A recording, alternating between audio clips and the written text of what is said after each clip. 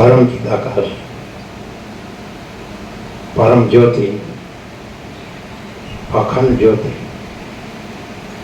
अनंत पूर्ण परम चिदाकाश, परम शांति, स्वयं सिद्ध, स्वयं प्रकाश, स्वयं पूर्ण, स्वस्वरूप, यही सब कुछ है, इसके सिवा कुछ नहीं है। शून्य भास, अनंत कोटि, महाकल्पो है ही नहीं, वसिष्ठराम निर्वाण उत्तरार्थ।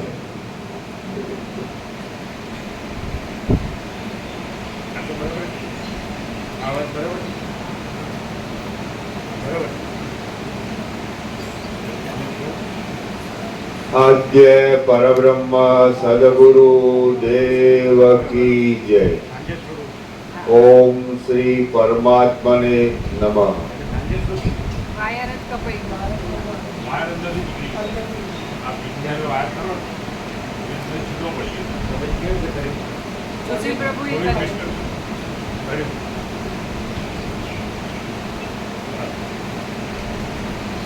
श्री योग वासिष्ठ महारामायण निर्वाण प्रकरण उत्तरार्ध सर्ग 75मो पेज नंबर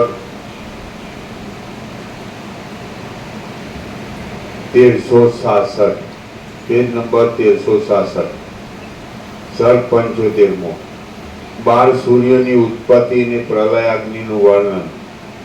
આ 75મા સર્ગમાં બ્રહ્મા ધ્યાનપરાયણ થઈ રહેતા 12 सूर्योની उत्पत्ति विषे कहेवामां आवशे ने सर्व जगतने बाळीने भस्म करनारा प्रलयाग्नि विषे पण वर्णन करवामां आवशे।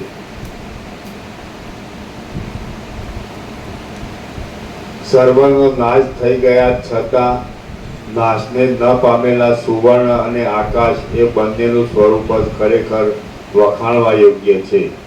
केम के प्रलयकाळना ए अग्निमां एक सुवर्ण अने बीजुं आकाश ए बे ज मात्र अविनाशी रह्या हता। आकाश व्यापक होवाथी तेनो नाश थयो न हतो अने सुवर्णनो मेल बળી जवाथी ते शुद्ध रस रूपे अक्षय रह्युं हतुं। આવી રીતે રજોગુણ અને તમોગુણ રૂપી મેલથી રહિત એવો શુદ્ધ સત્વગુણ જ બ્રહ્માનંદનો અનુભવ કરાવે છે। તેથી એ જ એક સુખના સાધન રૂપ છે એમ હું માનું છું। રજોગુણથી કે તમોગુણથી ખરું સુખ કદી પણ મળતું જ નથી। મોટા વાદળા રૂપી પર્વતોને બાળી નાખનારો અને ધુમાડાના ગોટાઓવાળી મોટી જ્વાળાઓને ધારણ કરી રહેલો પ્રલયાગ્નિ રૂપી વરસાદ પવનના ઝપાટાથી ઊંચા ઉછળ્યા કરતા મોટા વનોની પેઠે આકાશમાં ચોતરફ પ્રસરી જતો હતો અને ચોતરફ અંગારાની વૃષ્ટિ કરી રહ્યો હતો। હે રામચંદ્રજી, સૂર્યની ગરમીથી પાણી અત્યંત સુકાઈ ગયું હતું, તેથી નિર્જીવ જેવા થઈ રહેલા અને વિશાળ આકારને ધારણ કરી રહેલા અંડજ તથા જરાયુજાદી પ્રાણીઓની તેમજ બળી જવાને લીધે આકાશ વૃક્ષના જેવા શૂન્ય तथा नाम मात्र रूपे रहेला अथवा तो आर्द्र छता प्रलयानलनी ज्वाळाथी बलात्कारे बळी गयेला वादळानी भस्म पण तत्ववेत्ता पुरुषना दोषनी भस्मनी जेम कोई जग्याए जोवामां आवती न हती। प्रकट थयेलो प्रलयाग्नि हजी कैलास सुधी पहोंच्यो न हतो, तेटलामां तो प्रलयने लीधे कोप पामेला रुद्रे तेने पोताना नेत्राग्नि वडे बाળી नाख्यो। दाहने लीधे फाटता अनेक वृक्षोना तथा मोटी शिलाओना कड़कड़ाटना अवाजोवाळा पर्वतो लाकड़ीओ पाणाओ ने डेफाना समूहोथी जाणे परस्पर युद्ध करता होय एवा देखाता हता। वળી એ પર્વતો ઉપર અગ્નિની ઘાટી જ્વાળાઓ બળતી હતી, તેથી તેમના ઉપરના શિખરો ચલાયમાન થઈ જતા હતા અને તેઓ જાણે આકાશની અંદર સ્થૂળ કમળોના વનો વિકસ્યા હોય એવા દેખાતા હતા। ભૂમિ અહીં આગળ કોઈ કાળે સૃષ્ટિ હતી એવા સ્મરણ અવશેષને પામી ગઈ અને પ્રલય જાણે મૂર્ખોની જગતની અસારતાનું સ્મરણ કરાવતો હોય તેમ પ્રત્યક્ષ રૂપે જોવામાં આવવા લાગ્યો। તાપ અને ઉપતાપને ઉપજાવનારા તથા બીજાઓને મારવામાં તત્પર થઈ રહેલા અગ્નિઓએ સસલાના શિંગડાની પેઠે જગતોનો અત્યંત અભાવ કરી દીધો. આમ ખરેખરો પ્રલયકાળ મંડાયો એટલે પ્રલયકાળના વાયુઓ અગ્નિઓમાંથી બહાર આવીને જાણે દિશાઓને ચાટતા હોય તેમ વાવા લાગ્યા. તે વાયુઓ વજ્રપાત વડે અનેક પ્રાણીઓના અંગોને પીડા કરતા હતા. તેઓ પોતાનામાં ઘૂમ્યા કરતા અગ્નિના ઉંબાડિયા વડે જાણે ક્ષુદ્ર વૃક્ષોની હાલુસ ખડી થઈ હોય એવા દેખાતા હતા. અને તેઓ દેવતાઓની પંક્તિઓને નિર્મૂળ કરી ઉખેડી નાખતા હતા. વળી તેઓ બીજા વાયુઓ વેગપૂર્વક વાવા માંડ્યા.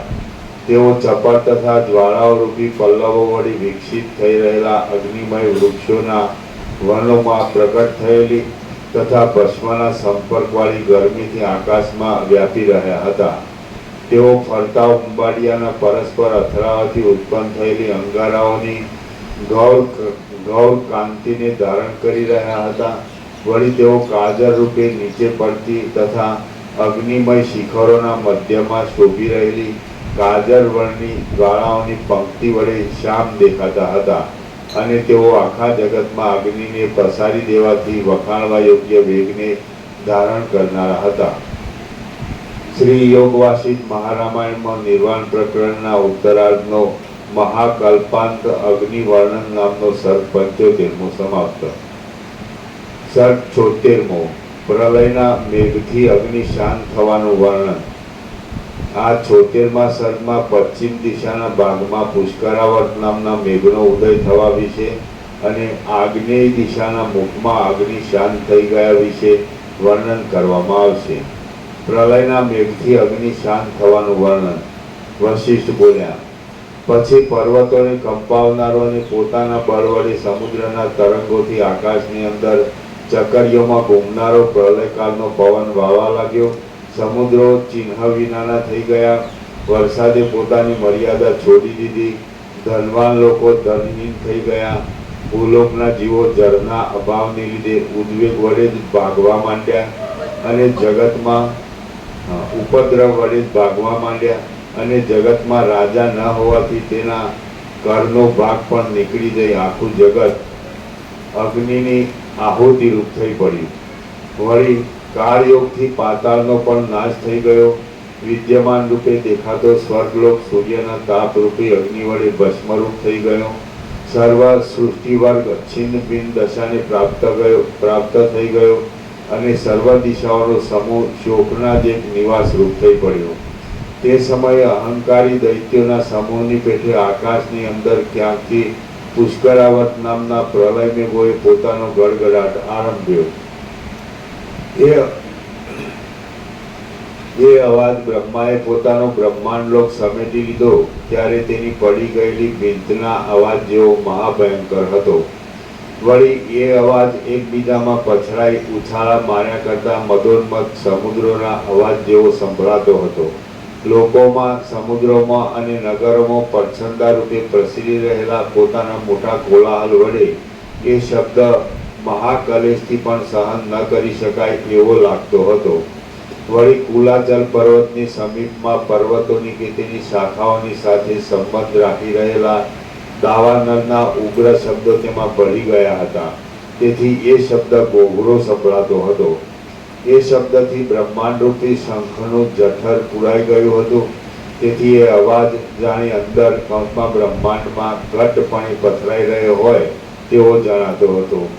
એ શબ્દ સ્વર્ગલોક, પૃથ્વી, આકાશ અને પાતાળ એ સર્વ ઠેકાણે અત્યંત ફેલાઈ રહ્યો હતો અને તેથી તે જાણે ચારેકોર શાખાઓથી વ્યાપ્ત થઈ રહ્યો હોય એવો લાગતો હતો.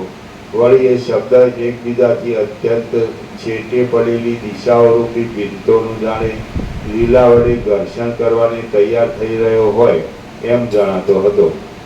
મહાપ્રલયમાં સાતે સમુદ્રો ભેગા થતા સિદ્ધ થયેલા પીણાનો સ્વાદ લેવામાં જાણે એ શબ્દ તૃષ્ણાવાળો હોય એમ જણાતું હતું. એ શબ્દનો એવો તો વિચિત્ર આડંબર હતો કે દિગ્વિજય કરવાને નીકળેલા પ્રલયરૂપી ઇન્દ્રના મદોન્મત ઐરાવત હાથીની જાણે ગર્જના થતી હોય એમ જણાતું હતું. પ્રલય પર્યંત પુરાઈ રહેવાથી ક્ષોભને પામી રહેલા મેઘરૂપી સમુદ્રનો જાણે એક જ સમયે બહાર આવેલો ગાતો અવાજ હોય એવો તેનો દેખાવ હતો. એ શબ્દ મહાપ્રલયમાં ક્ષોભ પામેલા ક્ષીરસાગરના મંથનના શબ્દનું અનુકરણ કરતો હતો. વળી એ શબ્દ બ્રહ્માંડ રૂપી મોટા રેટમાં ગડગડાટ કરી રહેલ જળ ધારાયંત્રની જેમ મહાવિસ્તીર્ણ જણાતો હતો. એ મેઘ ધ્વનિ સાંભળીને હું આ પ્રલયાગ્નિમાં મેઘની સ્થિતિ શી રીતે હોય એવા આશ્ચર્યમાં પડી ગયો.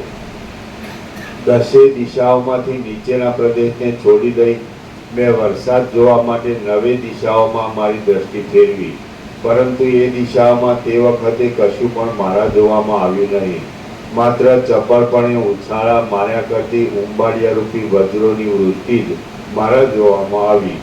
તે વૃષ્ટિ આકાશમાં ઉડ્યા કરતી હતી અને એ જ્વાળાઓના તાપથી દસે દિશાઓમાં અનેક કરોડો યોજન સુધીના છેટેના પદાર્થો પણ ભસ્મ થઈ જતા હતા.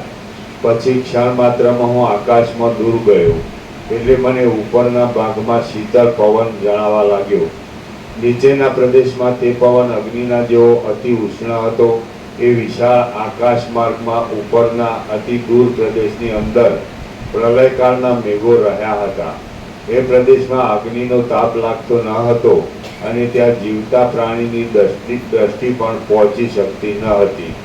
પછી પશ્ચિમ દિશામાંથી પ્રલયકાળનો પ્રચંડ પવન વાવા લાગ્યો અને તેમાં વિંધ્યાચલ, મેરુ પર્વત અને હિમાલય પણ તણખલાની પેઠે અધ્ધર ઉડતા હતા. ત્યાં પશ્ચિમના તે પવનના સપાટાથી ચોતરફ ઉડ્યા કરતા અંગારારૂપી પક્ષીઓ વડે શોભી રહેલા અને ઉંબાડિયા રૂપી ચપળ વન વડે ઘેરાઈ ગયેલા જ્વાળાઓરૂપી પર્વતો અગ્નિકુણા તરફ જવા માંડ્યા. ત્યાં સંધ્યાકાળના વાદળાના જેવા રાતા અંગારરૂપી વરસાદો તરવા લાગ્યા અને ભસ્મના ભારરૂપી જળને વરસાદની પેઠે ધારણ કરી રહેલી પવિત્ર અંગારાની રજ આકાશમાં ભ્રમણ કરવા લાગી. જ્વાળાઓથી ઘેરાયેલો દુષ્ટ અને પ્રચંડ પવન અગ્નિની સાથે મળી ગયો હતો અને જાણે પાંખોવાળા સુવર્ણના પર્વતોનો સમૂહ દ્રવ્યરૂપ થઈ ગયો હોય એવો જણાતો હતો.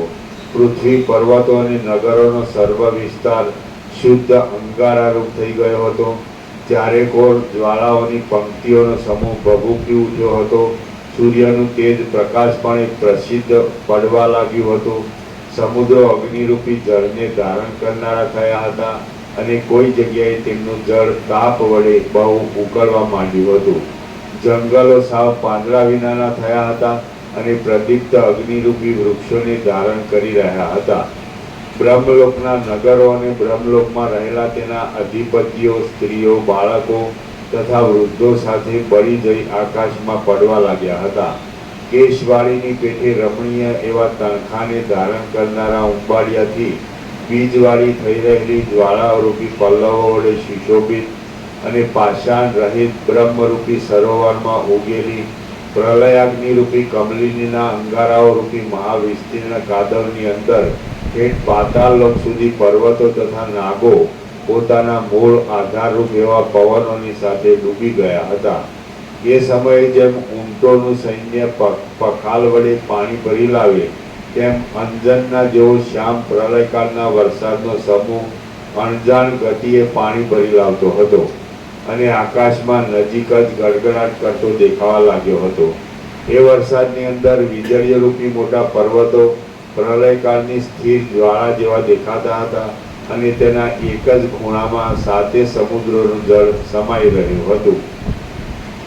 એ પ્રલયકાળનો વરસાદ ભીંતોના જેવા દીપી નીકળેલા ઝાકળના ભારથી દિશાઓના તટોને અવકાશ વિનાના કરી દેતો હતો અને ઠેઠ બ્રહ્માંડરૂપી ભીંત સુધી ભરપૂર ભરેલા ભૂલોકને નિર્મૂળ કરી નાખવામાં નિપુણતા ધરાવતો હતો. વળી પ્રલયકાળમાં ક્ષોભને પ્રાપ્ત થયેલો મહાસાગર જાણે આકાશમાં ખડો થઈ ગયો હોય તેવો તેનો દેખાવ હતો. તે મહાસાગર 12 સૂર્યો જેવી ગોળાકાર ગુમરીઓને ધારણ કરી રહ્યો હતો. વીજળીરૂપી જળચર પ્રાણીઓવાળો હતો અને જળના અવાજથી સુંદર દેખાતો હતો. વળી એ પ્રલયકાળનો વરસાદ જાણે ચંદ્રમાં જ મરણ કે દાહને પ્રાપ્ત થઈ જઈ પાછું બમણું શીતળપણું ધારણ કરીને બીજા જ આકાર ધારણ કરી ઉપરના આકાશલોકમાં આવી રહ્યો હોય એમ જણાતો હતો. સુવર્ણના જેવી ચળકાટ મારતી વીજળીઓ વડે એ પ્રલયકાળનો મેઘ જડતાને લીધે સમગ્ર જળને કાષ્ઠની પેટે અચળપણે થંભાવી રાખનારા હિમાલયને જાણે સંપૂર્ણ રીતે ધારણ કરી રહ્યો હોય એવો ભાવ દેખાડતો હતો. પછી બ્રહ્માંડને થોડી કઠિન રૂપે બહાર આવતી, આકાશમાં ચારે તરફ ફેલાઈ રહેલી અને પ્રથમ દિશાઓમાં ઝાકળને રૂપે વરસનારી વૃષ્ટિ નીચે પડવા લાગી. તે વૃષ્ટિ વનમાં અને આકાશમાં અગ્નિદાહના જેવા પ્રકાશવાળા વીજળીઓના ઝબકારાઓથી ભયંકર દેખાતી હતી અને તેના પ્રસરી રહેલા ગડગડાટના અવાજથી આખું બ્રહ્માંડ જાણે ગાજી રહી હોય એમ જણાતું હતું. ચોતરફ ફેલાઈ ગયેલી અને વારંવાર ઉત્પન્ન થયા કરતી સેંકડો સુસવાટીની ગર્જનાથી ત્યાં અક્ષય શબ્દ સાંભળવામાં આવતો હતો. વળી શીત જળ બિંદુઓ રૂપી તથા ઝાકળ રૂપી ભીંત વડે ત્યાં જાણે આખો આકાશ બંધાઈ ગયું હોય એમ દેખાતું હતું. પૃથ્વી અને આકાશ રૂપી મંડપના જાણે વૈદુર્યમણીના મૂર્તિમાન સ્તંભ હોય એવી જણાતી અને અત્યંત સ્થૂળ એવી ધારાઓની વૃષ્ટિને લીધે પૃથ્વીના ભારને વહેતા પર્વતો જાણે ટંકાતા હોય એમ ભાસતું હતું. એ વૃષ્ટિને લીધે અંગારાઓના સમૂહો પૃથ્વીમાં ચળચળાટનો અવાજ કરી ફાટતા હતા અને તેની ગર્જનાઓનો મોટો ગડગડાટ થતા અનેક લોકો નીચે આવી પડતા હતા. આથી સર્વ દેખાવ વ્યાકુળતાવાળો જણાતો હતો. અંગારાવાળા જગતરૂપી ઘરની અંદર વિલાસ કરી રહેલી એ વૃષ્ટિ નીચે જળ પડતા અગ્નિ વિનાની થઈ રહેલી પૃથ્વીની બાષ્પ લક્ષ્મીના જેવા ભાવને બતાવતી હતી. પૃથ્વીની બાષ્પ લક્ષ્મીના જેવા ભાવને બતાવતી હતી. જ્વાળાઓના વિલાસ વડે આડંબરવાળું આકાશ તે જાણે સ્થળ કમળોના પાંદડાના સમૂહો વડે સુશોભિત હોય એવું દેખાતું હતું.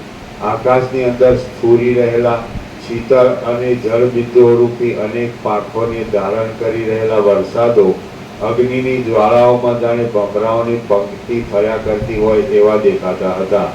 ત્યાં વરસાદનો અને અગ્નિનો મોટા મોટા પ્રસરી રહેલા ચળચળાટના શબ્દોથી દિશાઓને પૂરી દેનારો સમાગમ થયો હતો.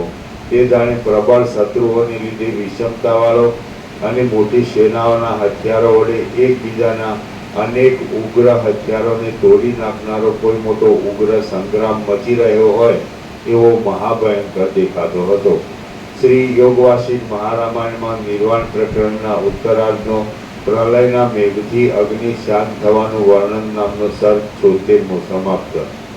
સર્ગ 77મો પ્રલયના મેઘનું ફરીથી વર્ણન. આ 77મા સર્ગમાં પુષ્કરાવર્ત મેઘની વૃષ્ટિ દ્વારા પડવાથી અને 7 સમુદ્રોના ક્ષોભથી વ્યાપ્ત થઈ રહેલા જગત વિશે ફરી વિવેચન કરવામાં આવશે. વશિષ્ઠ બોલ્યા, પછી પ્રલયકાળના સમયે પૃથ્વી, જળ, તેજ અને વાયુ એ સર્વનો ક્ષોભ થવા માંડતા ત્રિલોકીની જે કાંઈ સ્થિતિ થઈ હતી તે વિશે હું તમને કહું છું તે તમે સાંભળો. જાણે તમાલના વનો જ ઉડીને આકાશમાં ખડા થઈ ગયા હોય એવો દેખાવ આપનાર ભસ્મથી તથા વાદળાથી ત્રણેય લોક વ્યાપ્ત થઈ રહ્યા હતા. મોટા સમુદ્રોની મોટી ચકરીઓથી સાથે ધુમાડાના ગોટે ગોટા અથડાતા હતા. લીલા પદાર્થોનો દાહ થતા અગ્નિની જ્વાળાઓ ધુમાડાથી શામ થઈ રહી હતી અને તેમાંથી સહજ રીતે ચળચળાટ અવાજ પેદા થતો હતો.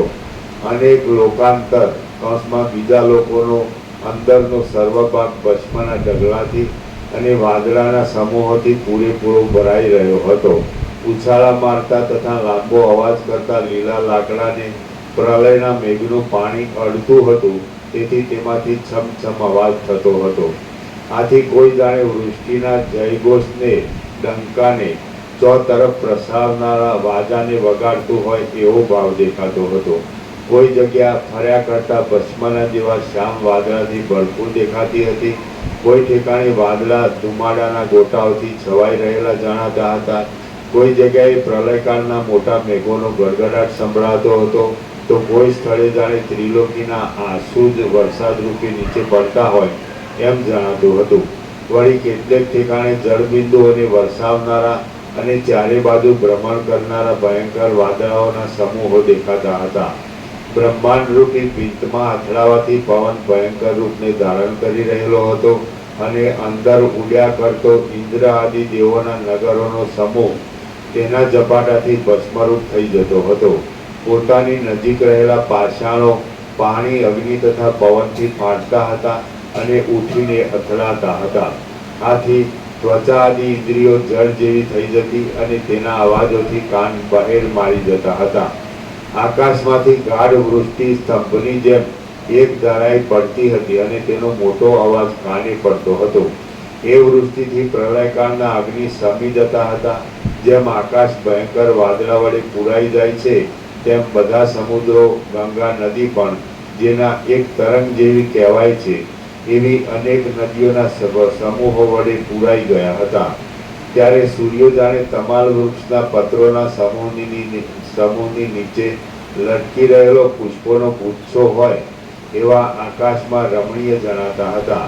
તે તપતા સૂર્ય જાણે પ્રલયકાળના મેઘોના સમૂહોને તેના આધાર સાથે ચૂસતા હોય તેમ જણાતા હતા. પર્વતો, દ્વીપો અને નગરો પર્વતમાંથી નીકળતી નદીઓના સમૂહોમાં તણાઈ જતા હતા અને પર્વતો પ્રલયકાળના પ્રચંડ પવનનો ઘાટો ક્ષોભ થવાને લીધે ફૂટાઈ જતા હતા. એકબીજામાં પરસ્પર વિગ્રહ કરવાથી ઘણા કષ્ટે પણ માંડ રોકી શકાય એવા ચકરીઓના જેવા આકારવાળા, છેવટે નીચે પડનારા અને વ્યગ્ર થઈ રહેલા ઉગ્ર ગ્રહણથી તેમજ તારાગણથી આકાશની અંદર પૃથ્વીમાં ફરતા ઉંબાડિયા કરતા બમણો ઝબકારો જોવામાં આવતો હતો. ચારે તરફ વાયા કરતા પ્રચંડ પવન વડે ઉછળ્યા કરતા અને જળના મોટા પર્વતો જેવા દેખાતા તરંગોના પરસ્પર પછડાવાથી પર્વતો ફાટી જતા હતા. મહાપ્રલયમાં પર્વતો છિન્ન ભિન્ન થઈ જવાથી તેના પ્રાંત ભાગોની ભૂમિ અકસ્માત તળેટી પણ નિર્માલ્ય થઈ ગઈ હતી. ઘાટા બિંદુઓને ધારણ કરી રહેલા અને અશ્રુધારાની પેઠે વરસાદ વરસનારા પ્રલયકાળના વાદળા આકાશમાં બહુ ઘટપણાને પામ્યા હતા. તેથી સૂર્યનારાયણના કિરણોનો સમૂહ ઢંકાઈ ગયો હતો. સર્વ ઠેકાણે અંધકાર પથરાઈ રહ્યો હતો અને અંધારાથી આખું ત્રૈલોક્ય પૂર્ણ રીતે વ્યાપ્ત થઈ રહ્યું હતું. પોતાનો પૃથ્વીરૂપી આશ્રય શિથિલ થઈ જવાથી ખંડ ખંડ થઈ ગયેલા પવનમાં વહ્યા કરતા અને ઉખડી ગયેલી કિનારોવાળા પર્વતો સમુદ્રમાં આવી પડતા હતા અને આળોટતા હતા. તેથી તે સમુદ્રો ખીચોખીચ ભરાઈ ગયા હતા. એકબીજામાંથી ઉત્તરોત્તર ઉત્પન્ન થનારા તરંગોએ ઊંચા ફેંકેલા પાષાણોથી મેઘને ખંડિત કરનારા સમુદ્રની પેઠે ભૂગવાટો કર્યા કરતા અને પોતાના પ્રચંડ શબ્દથી ગંભીર દેખાતા પ્રલયકાળના પવનોને લીધે દિશાઓના તટો શૂન્ય જેવા જણાતા હતા. કર્ણકટુ શબ્દ કરનારા પ્રલયકાળના વાદળારૂપી હાથોને બ્રહ્માંડરૂપી વક્ષસ્થળમાં પછાડી આખું ત્રિલોક સમુદ્રની અંદર સર્વ ડૂબી જતા જાણે છાતીકૂટી રોતું હોય તેમ જણાતું હતું. ખંડ ખંડ થઈ જતા આકાશમાં ઉડ્યા કરતા પોતાના સ્વભાવ પ્રમાણે અંતરિક્ષમાં રહેલા પરસ્પર મિશ્ર થઈ ગયેલા અને નીચેના ભાગમાં જળના સ્પર્શથી રહિત સ્વર્ગલોક, પાતાળલોક તથા ભૂલોક વડે આખું આકાશ વીંટાઈ રહેલું હતું. મરી ગયેલા, અધમુઆ થઈ રહેલા, બળી ગયેલા અને અડધા બળેલા અંગવાળા દેવો તથા દાનવો પવનથી ભેગા થઈ જતા હતા અને એકબીજાને દેખી પૂર્વના વેરને સંભાળી પરસ્પર સંહાર કરવા માટે આયુધો ફેરવતા હતા. પ્રલયકાળના પવને ઉડાડેલા લોકાંતરો બીજા લોકો રૂપી જૂના ઘાસો પોતાનામાંથી જ ઉત્પન્ન થયેલી ભસ્મ વડે પવનને ધોળો કરી નાખતા હતા અને અર્જુનવાદ કૌંસમાં એક જાતના વાતરોગના નામને જાણે બરાબર સાર્થ કરી દેતા જણાતા હતા. એની નીચે ટિપ્પણી. અર્જુનવાદનો શબ્દાર્થ કરતા ધોળો વાયુ એવો થાય છે, તો એ શબ્દનું નિરર્થકપણું ન રહેતા સાર્થપણું થવાની ઉત્પ્રેક્ષા ગ્રંથકારે કરી છે એમ ટીકાકાર જણાવે છે. પવનમાં ઉડ્યા કરતા અનેક શિલાઓના સમૂહનો પ્રહાર થતા નીચેના અને પડખાના ભાગો ખરી પડતા હતા. લોકાંતરો નીચે આવી પડતા હતા અને દુકાળનો કડવો અવાજ કાને પડતો હતો. પવનના અથડાવાથી અવાજ કરનારી પર્વતોના સમૂહોની અનેક ગુફાઓમાં થયેલા શબ્દથી સર્વત્ર મોટો ઘોંઘાટ થઈ રહ્યો હતો. લોકપાલોની નગરી અને નગરો ચક્કર ખાઈ નીચે પડતા હતા દૈત્યોની પેઠે કર્કશ શબ્દ કરી રહેલા પવનો વનના સમૂહોને આકાશમાં તાણી જતા હતા અને કેમ જાણે આખું ત્રિલોક એ વન સમૂહરૂપી ગોખો વડે વીંટાઈ રહ્યું હોય એમ જણાતું હતું. જેમ જેમ મચ્છરોનો સમૂહ ભેગો થાય છે તેમ આકાશની અંદર નગરો, દેશો, દૈત્યો, અગ્નિ, દેવતાઓ, નાગ અને સૂર્યોનો સમૂહ એકઠો થયો હતો. ત્રિલોકીના કેટલાક ભાગોમાં દેવાલયો ભાંગી પડતા હતા અને ચારે કોર મોટા વિસ્તારમાં પ્રસરી રહેલા ઉત્તમ વૃક્ષો તથા ઉત્તમ પર્વતો ભૂકો થઈ જતા હતા. કેટલાક ભાગમાં ઉથલ-પાથલ થઈ જવાને લીધે પ્રાણીઓના ઘોઘરા અવાજો સંભળાતા હતા અને ઉપરના પ્રદેશમાં જળ તથા નીચેના પ્રદેશમાં અગ્નિ રહેલો દેખાતો હતો. પાણી અને પર્વતો પરસ્પર અથડાતા હતા, તેથી દિક્પાલોના નગરો તેમાં કચરાઈ જઈ નિર્મૂળ થઈ જતા હતા. મોટા મોટા દેવતાઓ, દૈત્યો, સિદ્ધો અને ગંધર્વોના નગરો નીચે આવી પડતા હતા. ઠંડા અંગાર જેવા થઈ રહેલા પર્વતાદી પદાર્થો પવનના ઝપાટામાં રજની પેઠે કૂટાઈ જતા હતા અને આખું ત્રૈલોક્ય નિસાર દેખાતું હતું. વરસાદના જળની પેટે રત્નો વડે ખણખણાટ કરનારા દેવતાઓના અને દૈત્યોના નગરો બિંતો સાથે આકાશમાં ભમતા રહી છેવટે હેઠા પડતા હતા. આકાશ સાગરો વડે ભરપૂર થઈ રહ્યું હતું. તેમાં સપ્તલોકના મંદિરોથી પણ તે પૂર્ણ દેખાતું હતું. એ સત્યલોકમાંના લોકો પ્રલયકાળ ભરાઈ રહ્યાથી નીચે પડતા હતા અને દેવતાઓ પણ વંટોળિયા વાયુની પેઠે આકાશમાં ચક્કર ચક્કર ભમ્યા કરતા હતા. આખું ત્રૈલોક્ય ખરી પડેલા જૂના પાંદડાની પેઠે આકાશમાં ઉડ્યા કરતા અને પવનનો સપાટો લાગવાથી ચંચળ થયેલા પદાર્થોથી ભરાઈ રહ્યું હતું. તે પદાર્થો કેટલાક ભસ્મરૂપ થઈ રહ્યા હતા અને કેટલાક પોતાના રૂપે જ વિદ્યમાન જણાતા હતા. આકાશમાંથી નીચે આવી પડેલા તથા ઝણઝણાટ કરી રહેલા સુવર્ણના, સ્ફટિકમણીના અને વૈદુર્યમણીના ઉત્તમ મંદિરો વડે આકાશનો સઘળો ભાગ વ્યાપ્ત થઈ રહ્યો હતો. ધુમાડાના અને ભસ્મના વાદળાના જેવા ગોટે ગોટા આકાશમાં ઘૂમતા હતા. જળની વૃષ્ટિથી શહેરો પડી જતો હતો. તરંગોના સમૂહો ઉછળતા હતા અને પૃથ્વી તથા પર્વતો જળની અંદર ડૂબી જતા હતા. મોટા મોટા પર્વતો સમુદ્રમાં પાંદડાની પેઠે તણાતા હતા. એકબીજા સાથે અથડાઈને પરસ્પર નિકંદન કરવાને તત્પર થઈ રહ્યા હતા અને સમુદ્રની ચકડીઓથી ઘોઘરા અવાજે ગાજતા હતા. અવશેષ રહેલા દેવતાઓના આક્રંદવાળું ફર્યા કરતા અને અધમુઆ જેવા થઈ ગયેલા પ્રાણીઓથી ભરેલું અને અંદર ભમ્યા કરતા સેંકડો કેતુઓના ધૂમકેતુઓના ઉત્પાતો બતાવતું એ જગત માંડ જોઈ શકાય તેવું થઈ ગયું હતું. જૂના પાંદડાના જેવી અવસ્થાને પામેલા, પવન વડે ચપાળાની મરી ગયેલા અથવા અધમુઆ થઈ રહેલા પ્રાણીઓના સમૂહથી આકાશ ખીચોખીચ ભરેલું હતું. પર્વતના શિખરોના જેવી સ્થૂળ જળધારાઓના સમૂહો જગતની અંદર ઉડ્યા કરતા હતા અને પર્વતોને તથા શહેરોને અધ્ધર વહેતા પવન વડે પૂર્ણ એવી સેંકડો નદીઓ વહ્યા કરતી હતી. સેંકડો શાખાઓમાં પ્રસરી રહેલા અગ્નિ ઉપર જળ પડતું હતું, તેથી સમી જવાના અવાજ સાથે તે અગ્નિ શાંત થઈ જતો હતો. ચપળ સમુદ્રના પ્રવાહમાં હિંચકાની પેટે ચંચળ રહ્યા કરતા પર્વતોની કિનારો બહુ સુશોભિત જણાતી હતી. જેમ પાણીમાં તૃણના ડગલાઓ તરે છે તેમ પૃથ્વી પર ઉભરાઈ રહેલા સમુદ્રમાં દ્વીપો તરી રહ્યા હતા. આથી આખું જગત મહાભયંકર દેખાતું હતું.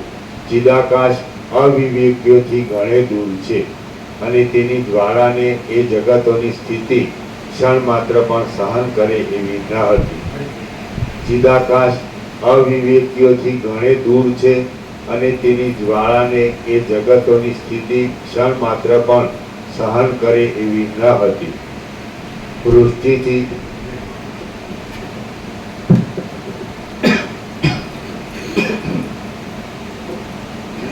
એટલે પરમ ચિદાકાશ, પરમ સત્ય, પરમ તત્વ એ આખું મેઇન પ્રકાશ છે, મૂળ મુખ્ય ને પરમ સત્ય, પરમ તત્વ, પરમ ચિદાકાશ, પરમ ચૈતન્ય પ્રકાશ રૂપી આકાશ. અને અવિવેકીઓથી દૂર વિવેકીઓને તો સર્વના હાથમાં રૂપ છે. એમાં વસ્તુને રામને બતાવ્યું આજે અસ્તિત્વ જે આખું અનંત અસ્તિત્વ છે તો એની સ્પષ્ટતા કરવા 3 આકાશ બતાવ્યા: ચિદાકાશ, ચિત્તાકાશ ને ભૂતાકાશ. પછી એમ કહ્યું કે ચિત્તાકાશ ને ભૂતાકાશ એ નથી, ચિદાકાશ જ છે, ચૈતન્ય પ્રકાશ રૂપી આકાશ.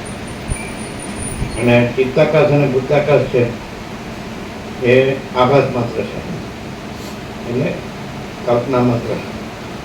જે ચિત્તાકાશ છે એને સમષ્ટિ સંકલ્પ કલ્પના કીધી હતી, જેને બ્રહ્મા કીધા, હિરણ્યગર્ભ કીધા. સમષ્ટિ સૃષ્ટિ કરતાનો સંકલ્પ, એટલે એ જ સંકલ્પ છે એ પરિણામે છે સ્થિતિ કરતા, પ્રલય કરતા. જેવી રીતે મહાસાગરમાં મોજા હોય, મોજો ઉત્પન્ન થાય, પછી ફરે, પછી લય પામે. એવી રીતે આ સૃષ્ટિનો આકાર છે એ ચિદાકાશ મહાસાગર છે, અને સૃષ્ટિનો જે આકાર છે એ મોજા છે. અને મોજા એનું સૂક્ષ્મ રૂપ છે અને સંકલ્પ રૂપ કે છે, વિચાર રૂપ કે છે, સંકલ્પ કલ્પના. અને એનું સ્થૂળ રૂપ છે એ આજે દ્રશ્ય રૂપ છે, એનું સ્થૂળ રૂપ છે. આકાશ, વાયુ, તેજસ, પૃથ્વીનું દ્રશ્ય પ્રપંચ, આ અખિલ સત્તા. જેવી રીતે અંદર જીવ છે, પછી મન છે, પછી દેહ છે, એવી રીતે અંદર ઈશ્વર છે, પછી સમષ્ટિ જીવ, સમષ્ટિ ચિદાભાસ, એની અંદર પછી સમષ્ટિ સંકલ્પ સૃષ્ટિ કરતાનો હિરણ્યગર્ભ બ્રહ્મ, અને પછી એની અંદર આ સમષ્ટિ, આ સૃષ્ટિ. જેમ આકાશમાં વરાળ અને પછી એક જળ અને પછી એક બરફ. શક્તિ એક જ, ચિત્ત શક્તિ, ચૈતન્ય શક્તિ, પણ ખાલી આભાસમાં રૂપાંતરમાં ભાષે. આકાશ, વરાળ, જળ, બરફ, એટલે ચિદાકાશ, અને પછી ઈશ્વર, હિરણ્યગર્ભ અને વિરાટ. એવી રીતે આ વિરાટ એટલે જે પ્રત્યક્ષ જે દ્રશ્યમાન છે એ વિરાટ. અને એનું સૂક્ષ્મ જેને કે જેમ દેહની અંદર મન છે એમ સમષ્ટિ મન છે હિરણ્યગર્ભ અથવા બ્રહ્મ સૃષ્ટિ કરતા. અને એની અંદર પછી આની અંદર જેમ જીવ છે ચિદાભાસ, એમ એની અંદર ઈશ્વર. પણ આ બધું એમ કે આરોપિત છે. જેમ મહાસાગરમાં મોજા છે, મહાસાગરનું જળ હાલે ડૂલે, પછી એમાં તરંગ પાસે, મોજા પાસે, પછી એ ઉત્પન્ન થાય, એ રે, પછી લીન થાય, એવો આભાસ થાય. પણ મહાસાગર એમાં આખો એ અનંત મહાચૈતન્ય પ્રકાશ મહાસાગર, આખો અનંત એક જ મહાચૈતન્ય પ્રકાશ છે. સ્વયં મહાચિદાકાશ આખો એટલું પ્રકાશે છે. તો એક પરમ સત્યનું પરમ તત્વ છે, એને પરમાકાશ પણ કહે છે. પરમાકાશ અનંત સંપૂર્ણ, અનંત સર્વત્ર, અને પરમાકાશ નિરંજન, નિરાકાર, નિર્વિકાર, અપરિચ્છિન્ન પરમાકાશ, પરમચિદાકાશ. એટલે આ બધું આકાશથી પણ પરમાકાશ છે, અને એ ચિદઘન છે. અનંત શુદ્ધ ચિદઘન, હિ અનંત શુદ્ધ ચિદઘન, ચૈતન્ય ઘન. જેમ વૈજ્ઞાનિક દ્રષ્ટિએ પણ બધું આકાશ ઘન જ છે, બધું આકાશ જ છે, પણ વિવર્ત રૂપે. જેમ મહાસાગર છે બધું ઘન છે જળ, તો વિવર્ત રૂપે મોજા, એના આભાસ, આકાર, વિકાર, એના ઉત્પત્તિ, સ્થિતિ, લય, એના નામ રૂપ, પણ એ બધું આભાસ. જેમ કે રિફ્લેક્શન, પ્રતિબિંબ, પ્રતિભાસ, તો આ બધો પ્રતિભાસ છે ચિદાકાશનો. એ ચિત્તાકાશ, માયાકાશ, ચિત્તાકાશ, ભૂતાકાશ. સંકલ્પ છે સૂક્ષ્મ આભાસ, આકાર, વિકાર, અને દ્રશ્ય છે એ સ્થૂળ આભાસ, આકાર, વિકાર. જેમ સૂક્ષ્મ મન અને સ્થૂળ દેહ, અને એવી રીતે અંદર ચિદાભાસ, ચિદાભાસ એ જીવ, અને એની અંદર સાક્ષી એટલે એ ચૈતન્ય, એ ચિદાકાશ. તો આ બધું જ છે એ મૂળ તત્વ રૂપે, મહાકારણ રૂપે ચિદાકાશ છે, અને સૂક્ષ્મ રૂપે ચિત્તાકાશ, અને સ્થૂળ રૂપે ભૂતાકાશ. આ ભૌતિક આકાશ, આ દ્રશ્ય છે ભૌતિક આકાશ. આકાશ જ વાયુ, તેજ, જળ, પૃથ્વી રૂપે દ્રશ્ય પ્રપંચ રૂપે ભાષે, અને એ છે સૂક્ષ્મ રૂપે એ ચિત્તાકાશ છે, સંકલ્પ કલ્પના. અને એ જ એ સાક્ષી ચૈતન્યના પ્રતિબિંબ રૂપે ચિદાભાસ જીવ, અને સાક્ષી ચૈતન્ય છે ચિદાકાશ બધે સર્વત્ર. આ બધું છે ચિદાકાશ છે, ચૈતન્ય પ્રકાશ. આકાશ જેવો આખો અનંત ચૈતન્ય પ્રકાશ છે. આકાશ જેવો આખો અનંત ચૈતન્ય પ્રકાશ છે. તો આખો અર્થમાં ચૈતન્ય જેમાં સૂર્યનારાયણ ભગવાનનો પ્રકાશ છે. તો સાયન્ટિફિકલી બધા જાણે છે કે આ પ્રકાશ છે તો એની સ્ફૂર્તિ રૂપે, એના સ્ફુરણ રૂપે જ આ બ્રહ્માંડ, જગત, નવગ્રહ ઉપગ્રહ બધાનું બંધારણ, ધારણ પોષણ, ગતિવિધિ, પૃથ્વીમાં પ્રાણી પદાર્થ વ્યવહાર, તો સૂર્યપ્રકાશ સર્વસ્વ છે. સૂર્યપ્રકાશ છે એટલે આ બધું ભાષે છે. પણ આ બધું સૂર્યપ્રકાશમાં નથી. સૂર્યપ્રકાશના સ્પંદમાં, પ્રકાશના સ્પંદમાં એવું સાયન્સ બી સ્વીકારે કે પ્રકાશના સ્પંદમાં જગતને ઉત્પત્તિ સ્થિતિ લય ભાષે છે. બાકી પ્રકાશ જ છે. જેમ કે મહાસાગરમાં જળના સ્પંદમાં, પાણીના સ્પંદમાં આ મોજા એ ઉત્પત્તિ સ્થિતિ લય ભાષે છે. પણ એ સ્પંદ છે એ આભાસ માત્ર છે, અને મોજા છે પણ આભાસ માત્ર છે. ઉત્પત્તિ સ્થિતિ લય આભાસ માત્ર છે, નામરૂપ બધું. અને વાસ્તવમાં મહાસાગર છે. જળ ઘન અનંત એકરસ નિરાકાર જલ મહાસાગર એટલે અનંત એકરસ નિરાકાર મહાચિદાકાશ, મહાચૈતન્ય પ્રકાશ રૂપી આકાશ એ જ છે. આ બધું ચૈતન્ય જ છે. એટલે બધાનું મૂળ તત્વ છે એ ચૈતન્ય છે. જેને એમ કહે કે એક ને જાણે એ બધું જ જાણે. તો જે ચૈતન્યને જાણે એ બધું જ જાણે. અને ચૈતન્ય છે જ અનુભવ છે, અને ચૈતન્ય છે જ જ્ઞાન છે. મહાચિદાકાશ સ્વયં પ્રકાશ અનુભવ જ્ઞાન. એટલે એ જણાવવા માટે અહીંયાથી લે છે. આ માણસ શ્રોતા છે એ અહીંયા છે કે ભાઈ હું છું, હું આ જીવ છું, આ બધા જીવો છે, આ બધું જગત છે, અને આ બધા પ્રાણી પદાર્થ વ્યવહાર છે, અને બધું ઉત્પન્ન થાય છે, રહે છે, અને વ્યવહાર કરે છે, હાલે ચાલે છે, સંવેદન છે બધા, અને લીન થાય છે. તો એવું એટલે અહીંથી એને લેવું પડે કે કઈ રીતે એ બધું ચૈતન્ય તત્વ છે, પરમ ચૈતન્ય. તો પોતે અનંત પૂર્ણ પરમ ચૈતન્ય પ્રકાશ છે. પોતે અનંત પૂર્ણ પરમ ચૈતન્ય પ્રકાશ છે. એ અનુભવ કરાવવા માટે અહીંયા છે માણસ, શ્રોતા અહીંયા છે. એટલે એને બતાડે છે કે આ બધું જે ઉત્પન્ન થાય છે, રહે છે અને લીન થાય છે, એટલે જન્મ જીવન મૃત્યુ છે, જાગૃત સ્વપ્ન સુષુપ્તિ છે, નામરૂપ છે, ઉત્પત્તિ સ્થિતિ લે છે. આ બધું આભાસ આકાર વિકાર અપિયરન્સ છે, ખાલી આભાસ માત્ર છે. પણ એ આભાસ ક્યાં? જેમ કે મોજા છે તો એ આભાસ માત્ર છે. અને એ ત્યાં શું છે? તો કે જળ છે. જળ છે, મહાસાગર છે. એવી રીતે આ બધું છે ક્યાં ભાષે છે? સૂક્ષ્મ રૂપે સંકલ્પ એટલે મન, અને સ્થૂળ રૂપે દેહ. એવી રીતે સમષ્ટિ જો ટોટાલિટીમાં. તો સમષ્ટિ સંકલ્પ, જેને બ્રહ્મા કીધા, હિરણ્યગર્ભ કીધા, અને આચિવેદ દેહ કે છે, સૂક્ષ્મ દેહ, લિંગ દેહ કે છે. જેમ કે આમાં અંતઃકરણ, જ્ઞાનેન્દ્રિય, કર્મેન્દ્રિય, પ્રાણ, આ બધું સૂક્ષ્મ દેહ, સંકલ્પનો દેહ, અને સ્થૂળ દેહ પંચભૂતનો, સપ્ત ધાતુનો. એટલે અહીંથી અહીં જો છે એને અહીંથી એને બતાવવામાં આવે છે. પણ આ દેખાય છે તો એ અંદર સૂક્ષ્મ રૂપે શું છે? તો કે ભાઈ સૂક્ષ્મ રૂપે મન છે, માઇન્ડ. પછી એની અંદર શું છે? તો કે જીવ. પછી એની અંદર શું છે? તો એને કહે છે કોન્શિયસનેસ, ચૈતન્ય, સાક્ષી, વિટનેસ. એટલે એ છે ચિદાકાશ. એટલે આત્મા શું છે? આત્મા પરમાત્મા શું છે? તો કે બધાનું જે ચૈતન્ય છે એ જ પરમાત્મા છે. પણ ચૈતન્યમાં જેમ કે મહાસાગરનું આખું જળ છે, તો એ મહાસાગર જ છે. અને એ જળમાં ચલન જે ભાષે છે, જેને સ્પંદ કે છે, સ્ફુરણ કે છે, સંવેદન કે છે, એ ચલન અચલન, સ્ફુરણ સંવેદન સંવેદન, સ્પંદ એવું ભાસ થાય છે. એને જ મોજાનો ભાસ થાય, એના ઉત્પત્તિ લયનો ભાસ થાય. એવી રીતે એ મહાચૈતન્ય પ્રકાશ મહાસાગર છે. એ ઇન્ફાઇનાઇટ પ્યોર કોન્શિયસનેસ, અનંત એ શુદ્ધ ચૈતન્ય પ્રકાશ તત્વ છે. જેમાં સૂર્યપ્રકાશ છે, એના સ્પંદમાં તમને આ બધું જગત ભાષે છે, બ્રહ્માંડ ભાષે. પણ એ સૂર્યપ્રકાશ જ છે. અને પ્રકાશમાં સ્પંદ પણ એપિયરન્સ છે, આભાસ છે. અને સ્પંદમાં તમને જે દ્રશ્ય દેખાય છે એ પણ આભાસ છે. પણ જે આભાસ છે એ ઉત્પન્ન થાય, રે, બદલાય સતત, અને પછી લય પામે. એટલે કંઈ પણ ઉત્પન્ન થાય તો એ નિત્ય નથી, અનિત્યના સત્ય છે. અને જે ચૈતન્ય છે એ નિત્ય સત્ય છે. એટલે જેને અતિન્દ્રિય ચૈતન્યની અતિન્દ્રિય અનુભૂતિ થાય, એટલે ચૈતન્ય પોતાને અનુભવે, ત્યાં આગળ પછી આ બધું નથી. આભાસ, જીવ જગત, આ બધું નથી. અને જ્યાં સુધી જીવ જગત એ આભાસમાં હોય ત્યાં સુધી એને એમ લાગે કે આ મારો દેહ છે, અમારા કર્મેન્દ્ર જ્ઞાનેન્દ્ર છે, મન બુદ્ધિ ચિત્ત અહંકાર છે, પ્રાણ છે, પ્રકૃતિ છે, સત્વગુણ જમુન તમોગુણ છે, અને આ બધા જીવો છે, આ બધું જગત છે, બધું સંવેદન છે, પ્રતીતિ છે, બધું અનુભવાય છે. પણ એ એપિયરન્સ છે.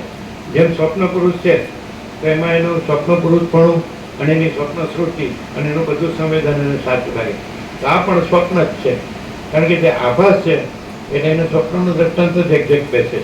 કારણ કે જે આભાસ હોય તો એ સાચો નથી ને રહેતો નથી. ઉત્પન્ન થયા પહેલાં નથી હોતો, ઉત્પન્ન થયા પછી સતત બદલાય છે અને પછી લાઈફ પામે છે. એટલે માણસ છે એ જન્મે છે, કાંઈ પણ કોઈ પણ વસ્તુ, પ્રાણી, કોઈ પણ વસ્તુ એ ઉત્પન્ન થાય છે, એ રહે છે, પછી લાઈફ પામે. આભાસ આકાર વિકાર સત્ય નથી, પણ જે અનંત ચૈતન્ય પ્રકાશનો મહાસાગર છે તો એ સત્ય છે. એટલે માણસ ચૈતન્યને અનુભવે તો પોતે એ મહાચિદાકાશ સ્વયં પ્રકાશ, સંપૂર્ણ પ્રકાશ, મહાચિદાકાશ જ્યોતિ, અનંત અખંડ અભેદ, મહાચિદાકાશ જ્યોતિ, મહાતત્વ, મહાસામાન્ય, મહાચિદાકાશ કૈવલ્ય, અણિશુદ્ધ આરપાર, અને કૈવલ્ય સદા એકલું પોલીસ. જેમ આખું આકાશ એક જ છે એમ આખું મહાચિદાકાશ એક જ છે, અને એમાં જેમ આખો મહાસાગર એક જ છે, આખું જળ એક જ છે, અને એમાં ચલન અને તરંગ અને ઉત્પત્તિ લઈને એવો ભાસ થાય છે. તો એવી રીતે ચિદાકાશ આખું એક જ છે, ચૈતન્ય પ્રકાશ આકાશ. એમાં ચિત્તાકાશ એટલે સંકલ્પ કલ્પના, ચલન, અને પછી એ લહર, તરંગ, એટલે પછી આખું દ્રશ્ય, પછી એના ઉત્પત્તિ લઈ તો આવો આભાસ થાય છે. બાકી વાસ્તવમાં આખો આનંદ ચૈતન્ય પ્રકાશ મહાસાગર ખ્યાલ આવે. એટલે પ્રલય બતાડીને શું બતાડે છે કે આ સાચું નથી, આ વસ્તુ બધી નાશવંત છે, અને મહાચિદાકાશ છે અવિનાશ છે, એ અખંડ છે, અને આ બધું ખંડિત થાય છે. એટલે નાશવંત છે એમાં પોતાને માન્યું છે, એટલે એમાંથી એને ઉપર ઉઠાવે છે કે ભાઈ તમે ચૈતન્ય છો અને તમે અવિનાશી છો, એના હાથમાં કે સેલ્ફ, અને એને સુપ્રીમ સેલ્ફ છે, પરમાત્મા. એ અનંત છે ને પૂર્ણ છે. એટલે આકાશ જેવો આખો અનંત ચૈતન્ય પ્રકાશ ક્લિયર થાય. એટલે આ શું કામ વર્ણન આટલું બધું કર્યું કે આ બધું ગમે તે હોય ને, ગમે તેવું હોય ને, ગમે તેટલું હોય ને તો એ રહેતું નથી. એ કોઈ પણ બધા યાદ કરો, લ્યો તમારા બાપ દાદાની 71મી પેઢી ક્યાં, તમારો વૈજ્ઞાનિક ક્યાં જે આવે મથુરાથી એમને પૂછો તો બહુ 44 પેઢી બતાવે. એની આગળ, એની પહેલાંની, એની પાસે હોય. તમે જ તમારા બાપ દાદાને ત્રીજા ચોથા પાંચમા દાદાને જ નહીં જાણતા, એનું નામ જ નહીં જાણતા. જાણો અમે તો લોકોની પાંચમી પેઢી જોઈ જાય સમજાય. તો સૌથી પહેલા દેશમાં આવ્યા નાના હતા ત્યારે, તો 1976 બરાબર, 1976 બરાબર.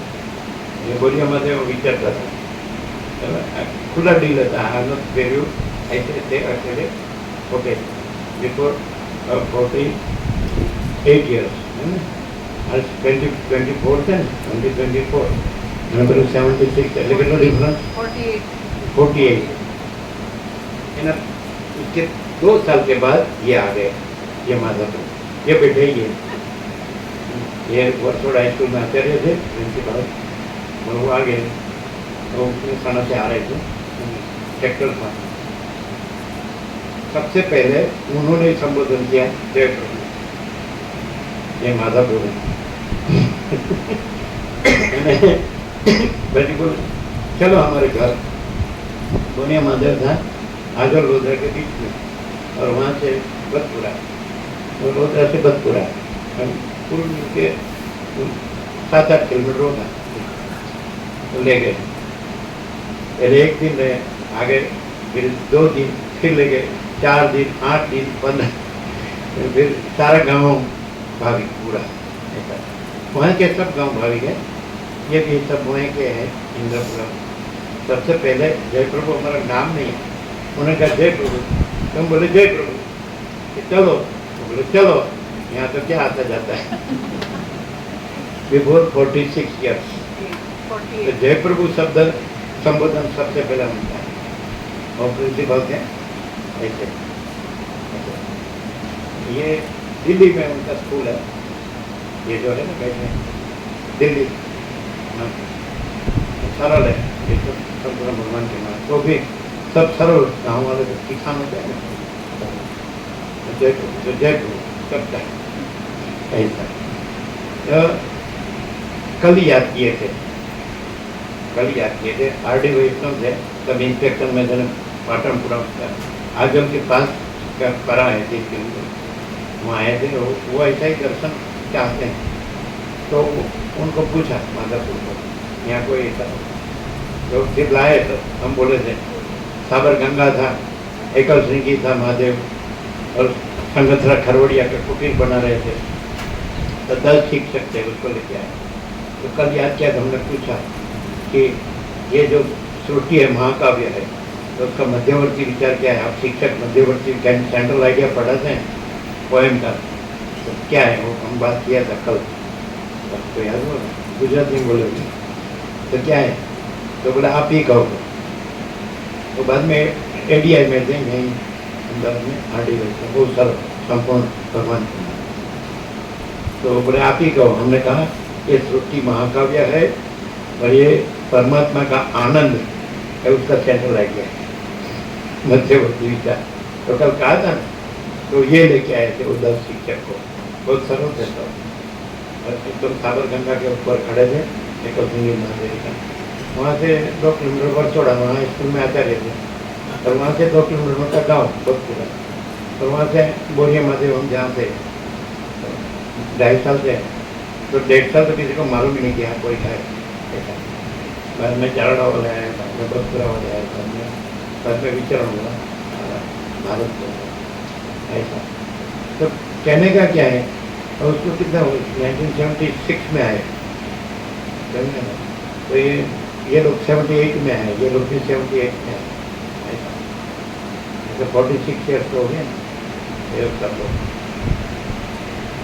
तो क्या है कि अंदर तो वो है ही वो तो जानता ही है तो वही ज्ञान है वही अनुभूति है अनुभव है वही चैतन्य है वो प्रकाश है तेज है ज्योति है।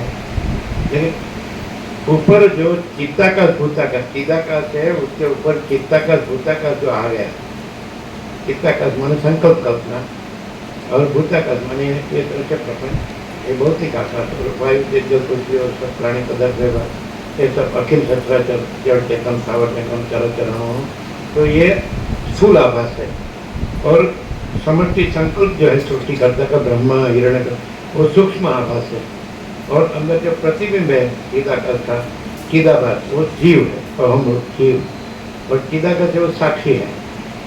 तो जो साक्षी जानकर साक्षी रहता है तो उसके लिए फिर ये चिदाभास भी नहीं है और ये माइंड भी नहीं है और देह भी नहीं है।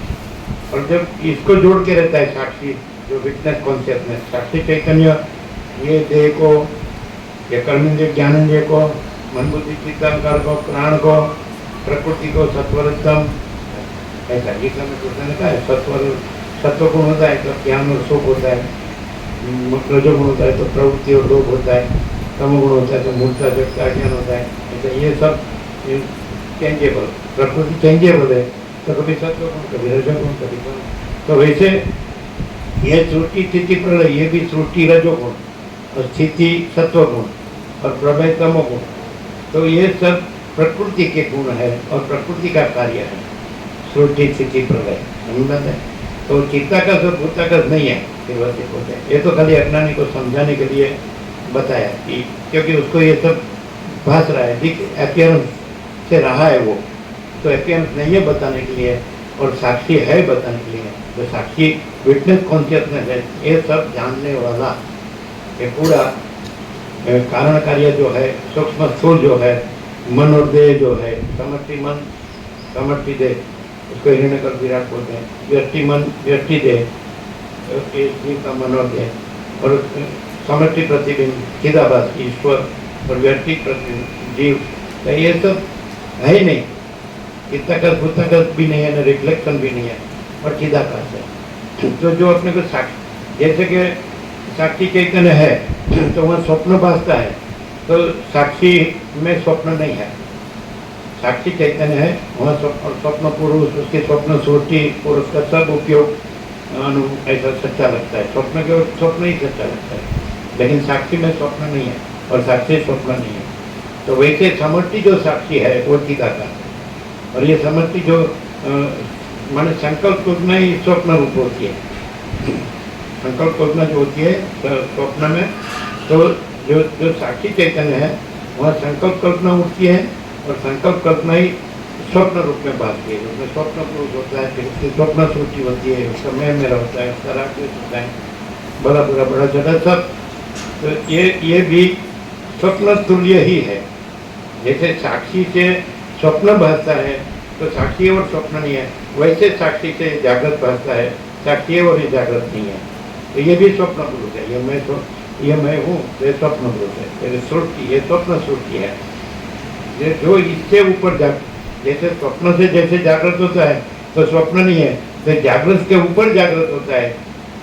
जैसे जागृत है स्वप्न का साक्षी है, तो जागृत के ऊपर जागृत होता है, वो साक्षी है, तो वो चिदाकाश चैतन्य, समझे, प्योर कॉन्शियसनेस। तो इन्फाइनाइट प्योर कॉन्शियसनेस अनंत शुद्ध चैतन्य है। तो उसको फिर शब्द नहीं है, उसका नाम दिया है खाली, उसका परब्रह्म परमात्मा ऐसा। लेकिन एक्चुअली चिदाकाश बोलने से जो अपना सबके अंदर सबका अपना जो साक्षी चैतन्य है, जो अनंत है, जो पूर्ण है, व्यापक है, समान है, एक रूप है, महासागर महासागर है, महासागर में कोई भेद नहीं। फिर चलन और तरंग में उसका उत्पत्ति ले वो सब भेद है। वैसे चित्ता का जो आभास मात्र सूक्ष्म स्थूल है, चित्ताकाश भूताकाश, उसमें सब भेद की कल्पना है। बाकी चिदाकाश में कोई भेद नहीं है, अपीयरेंस नहीं है, रियलिटी ही है। ऐसा तो चिदाकाश रियलिटी है और ये चिदाकाश है, समझ आता है ना, ऐसा है। कल ही तो याद किए थे, आज आ गए। तो तबीयत का बहाना बता के आते नहीं है। कैसी है तबीयत? सारू है? क्यों? बात है पूछे थे।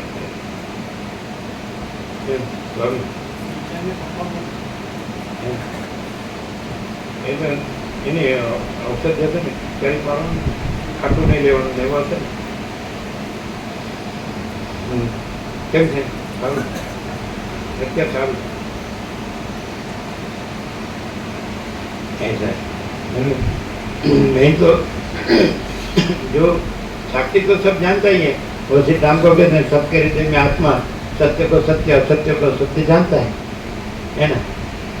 वो सत्य रहे तो उसी का सत्य, सत्य माने चैतन्य, माने pure consciousness, infinite pure consciousness, अनंत शुद्ध चैतन्य। वो स्वयं प्रकाश है, महाचिता का स्वयं प्रकाश, संपूर्ण प्रकाश, महाचिता का ज्योति अनंत अखंड अभेद, महाचिता का ज्योति महातत्व महासामान्य, समान रूप से सब प्रकाश आकाश जैसा है ना। तो अनंत आखा बोलते सारा अनंत चैतन्य प्रकाश है, आकाश જેવો આખો અનંત ચૈતન્ય પ્રકાશ છે। એટલે बात तो स्पष्ट है। ये सब क्यों बताते हैं? क्या अज्ञानी को बताने के लिए कि नहीं नाशवंत है, सब मिथ्या है, नाशवंत है, स्वप्न जैसा है, मृग जल जैसा है, मृग तृष्णा के जल जैसा है, ऐसा नहीं है। इससे जिसको ज्ञान होता है तो उसमें उसको इसमें मोह नहीं होता है, अज्ञान होता है तो इसमें मोह होता है। इल्यूजन एंड डिल्यूजन, जो भ्रम और मोह होता है ना, ये अपीयरेंस, ये imagination, reflection, projection, illusion delusion, hallucination, ये सब शब्द है, लेकिन कुछ नहीं, ये भ्रम है, ये कल्पना है। तो जब तक खोटी कल्पना और खोटा भ्रम होता है तो फिर माया में फंसता है, और फिर ज्ञान होता है तो मुक्त रहता है।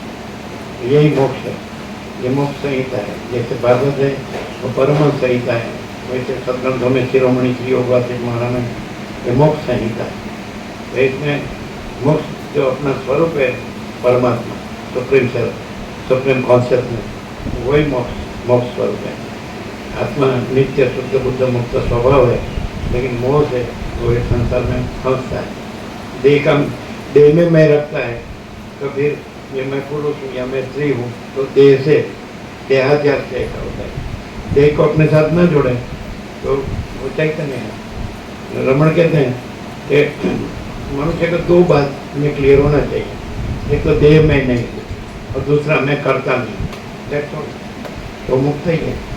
देह में नहीं हूँ तो फिर ये जो संसार के बंधन फंसता है वो नहीं फंसेगा, क्योंकि देह से स्त्री और पुरुष है, और जो चैतन्य है तो उसका तो स्वप्न है, वो तो साक्षी है, विटनेस है, इसको जानने वाला है। देह है, जड़ है, वो अज्ञान है, वो जानता नहीं है। आत्मा स्वयं है, वो चैतन्य है और वो जानता है। तो जानता है, वो देह को अपने साथ जोड़ के अपने को देह मानता है, यही तो अज्ञान है, यही तो मोह है। और देह को अपने साथ जोड़ के देह अपने को मान के फिर मैं पुरुष हूँ, मैं स्त्री हूँ। तो ये सब भेदाभेद जो है वो चित्ताकाश और भूताकाश जो भ्रांति मात्र है। तो जो चित्ताकाश भूताकाश है उसमें आ जाता है तो भ्रांति में भटकता है। और जो ध्यान रहता है कि खुद साक्षी है, खुद चित्ताकाश भूताकाश तो अपियरेंस है, आभास मात्र, वो कुछ नहीं है। और स्वयं इन्फाइनाइट और कॉन्शियसनेस है, आनंद शुद्ध चैतन्य स्वयं प्रकाश हुआ सामर्थ्य है।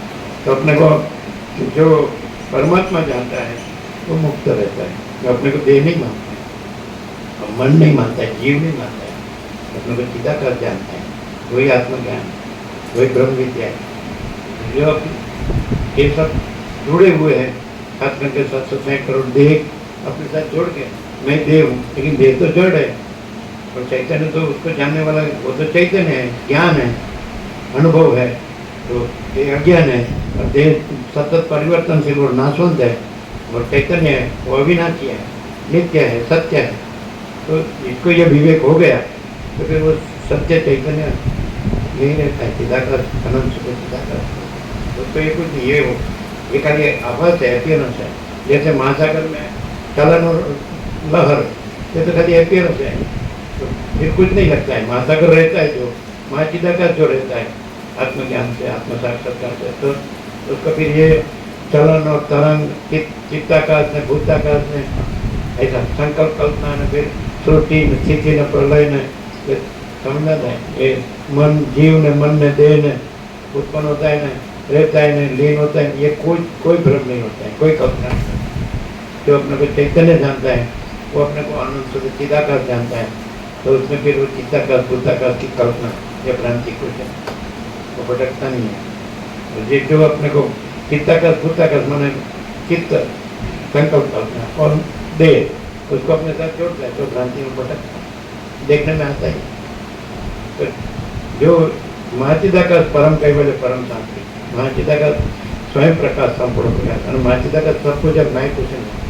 तो ये देह को अपने साथ जोड़ के देह में वो मानना, यही ईगो है, अहंकार है। और अहंकार सारे संसार भवबंधन भवभ्रम का मूल है। ये ज्ञान हो जाता है तो अहंकार को छोड़ देता है, ये देह में नहीं। राम खुद कहते हैं कि देह का नाम राम है, मैं देह नहीं हूँ इसलिए मैं राम नहीं। लोग राम राम करते हैं लेकिन जानते नहीं कि राम ने क्या कहा है। तो इसमें वैराग्य प्रकरण में शुरू में राम ने कहा कि देह का नाम राम है, मैं देह नहीं हूँ इसलिए मैं राम नहीं। पर देहाध्यास न होने से, देहाभिमान न होने से मैं दशरथ का पुत्र नहीं, ऐसा मैं देह नहीं। तो इसमें से ये बोध लेना है मनुष्य को कि भाई मैं देह नहीं हूँ, मैं चैतन्य हूँ। और चैतन्य जानता है, देह जानता नहीं है, जड़ है, नाशवंत है, परिवर्तनशील है। सब देखते हैं, जन्म मृत्यु जरा व्याधि दुख दोषानुदर्शनम, गीता में कृष्ण ने कहा है। इस देह में क्या है? जन्म, फिर मृत्यु, जरा, वृद्धावस्था, व्याधि, रोग, दुख, दोष देखना, ये ज्ञान है। एतत् ज्ञानम इति प्रोक्तम अज्ञानम यद्यतोऽन्यथा, गीता में कृष्ण ने अर्जुन को कहा है कि मैंने ये कहा, ये ज्ञान है कि देह में क्या है, तो जन्म मृत्यु, जन्म वृद्धावस्था, व्याधि, रोग, दुख, दोष देखना, तो ये सच्चा ज्ञान।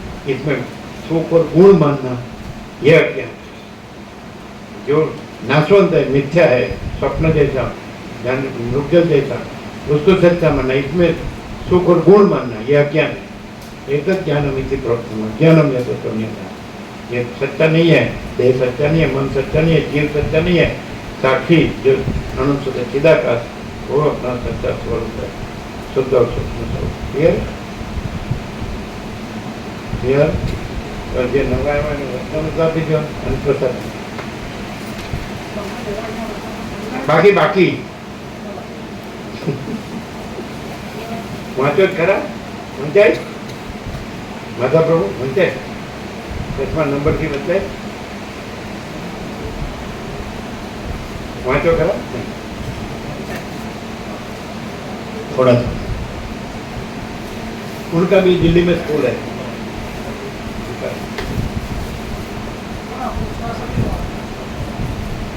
એમ કોણ લઈ જશે? માધા પ્રભુના વતન આપો.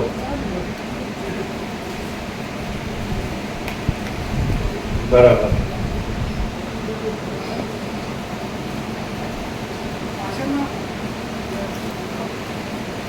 અચ્છા, છેલ્લે જે આવ્યા બધા આપો ને.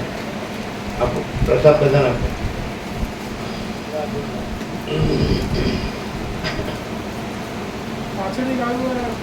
એક એવી વાત જો કરવાની હતી, કાલની જે વાત હતી ને એમાં કે જે વિવર્ત છે તો આખો પ્રકાશ છે ને આખો વિવર્ત નથી, બરાબર છે. પછી આ વિવર્તમાં માણસ જો શું કરે છે ખોટું આખું ઊંધું, એને આત્મ સાક્ષાત્કાર જો, ઈશ્વર સાક્ષાત્કાર જો, પછી સમ્યક પ્રભુત્વ થયો, નિર્વિકલ્પ સમાધિ થઈ, સિદ્ધ થયો, એવું આવ્યું ને તો પછી એટલે એમાં શું થાય કે એકચ્યુઅલી આખો પ્રકાશ છે અને આખો આભાસ નથી એવું થાય. એટલે બદલે એનો આભાસ છે એ બ્રહ્મ અને પરમાત્માને એટલે એનો વ્યક્તિનો વાળો મતપન સંપ્રદાય પદ્ધતિ પ્રત્યારી એટલે જે એપિયરન્સ છે એને એને અહમ બ્રહ્માસ્મિ નકર પ્રવૃત્તિ એને પરમાત્મા પછી બીજાને એ આ વર્ષિત નહીં ન ગણે, ચિદાકાશ નહીં ન ગણે, એને જ ચિદાકાશ ખ્યાલ એટલે એપિયરન્સ. એટલે જો તમે બહુ ચાલાકી કરવા જાઓ તો શું થાય, તમારા અહમને ભ્રમ બનાવી દે, ચિદાકાશ બનાવી. પણ ઈગો છે તો દેહ હું છું એ અહંકાર છે, એટલે ભ્રમ છે, ઇલ્યુઝન. સમજે? એટલે એપિયરન્સમાં ક્યાંય પણ નહીં મળે તમને કે માછી દાખલ સબકો જેમ મેં કુછ નહીં, અહીંયા જ મળે, બીજે ક્યાંય નહીં. એટલે પેલામાં શું થશે કે मैं सब जानता हूँ तो मैं साक्षी हूँ, और किसको कहेगा मैं देह हूँ उसको वो साक्षी चिदाकाश कहेगा. ऐसे अहम ब्रह्मास्मि. ऐसे चलो भगवत में दिया अभी मैं वितराग हूँ, मैं सर्वत्यागी हूँ, मैं ब्रह्म हूँ, मैं परमात्मा हूँ, मैं स्वप्न ब्रह्मनिष्ठ हूँ. ये किसको बोलता है? ईगो को. फिर कैसे मालूम पड़ेगा? जो सही सही मुक्त होगा और सही सही चिदाकाश रूप होगा तो उसमें ये देहमय की प्रवृत्ति प्रपंच उपाधि नहीं होगी. और यदि देहमय होगा और उसको वितराग माना होगा, सर्वत्यागी माना होगा, समझे, उसको ब्रह्मनिष्ठ माना होगा तो प्रवृत्ति प्रपंच उपाधि होगी, मैं मेरा की, देह के मैं मेरा की. और सब भेदा भेद होगा, ये बड़ा है, ये छोटा है, ये पैसा वाला है, ये गरीब है, इसको थोड़ा अच्छे से रखना, इसको नहीं देगा तो चलेगा. फिर अपना ये अपना गांव वाले हैं, ये अपने समाज वाले, देश वाले हैं, नहीं समझना. ये सब राग द्वेष होता है.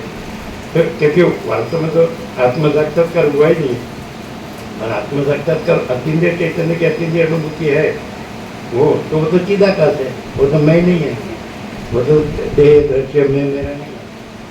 समझा था? कुछ नहीं होता, कहीं भी मैं मेरा नहीं. मैं मेरा होगा तो चिदाकाश को भी उड़ाएगा, वसित को भी उड़ाएगा, उसको भी नहीं चुनेगा. ये अहंकार है.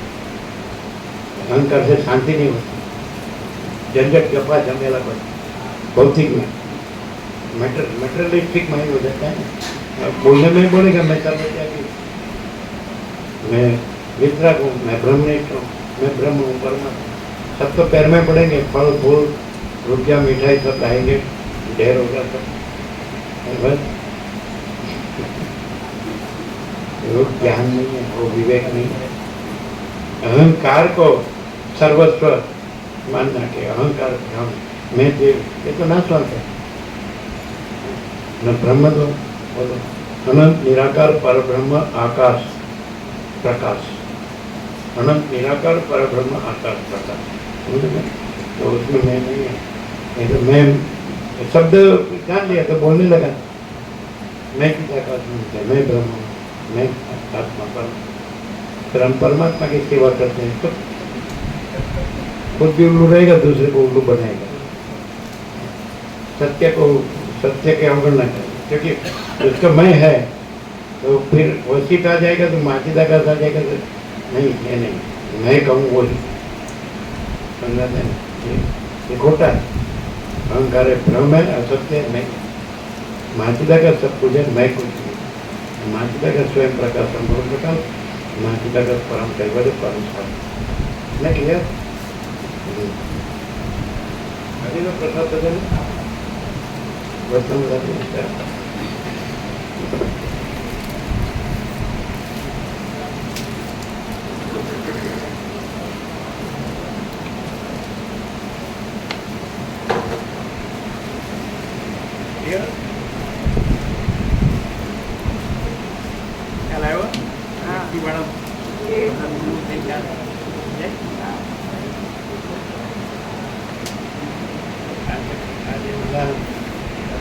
આજે બધા ગુરુ कथाकार उपदेशकों ब्रह्म થઈ ગયા ને परमात्मा के देव में कैसे मानता है वो अलग अलग और ये अनंत तो एक ही है अलग अलग ब्रह्म कहाँ है और वो देह में कहाँ है वो तो अनंत है समझ आते हैं देह में जो मैं को ब्रह्म कहता है वो ब्रह्म और जिसमें देह नहीं है और देह में मैं नहीं है और अनंत शब्द चिदाकार तो समझ आते हैं तो कोई बुद्धि बराबर ब्रह्म निकला नहीं होगा ना तो बुद्धि से सब जान लेके फिर आगे मैं लगा देगा मैं चिदाकार मैं ब्रह्म परम खोटा बोलो कैसे है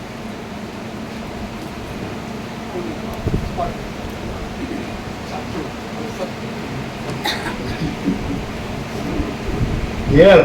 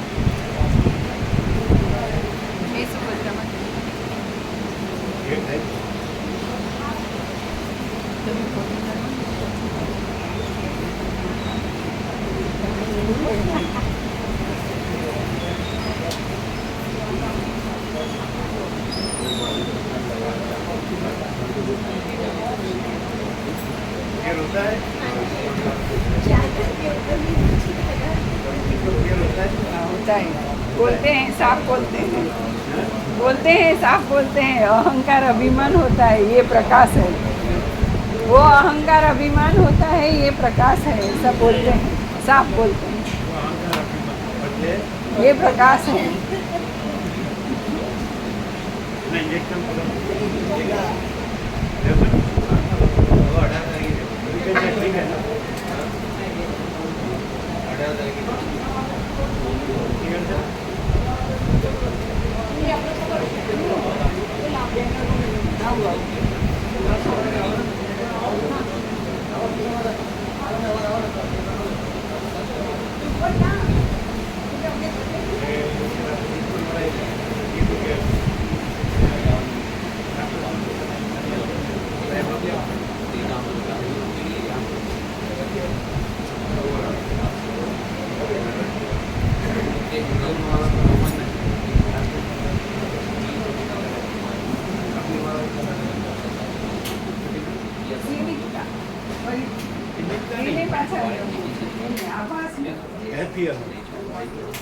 हैप्पियर उसको मान लिया कि मैं सर्वत्यागी मैं विश्राम मैं ब्रह्म आखा विश्व ने जय ब्रह्म कृपा ही केवलम ओम ओम ओम ब्रह्म कृपा ही केवलम ओम ओम ओम आखा विश्व ने जय प्रभु आनंद मंगल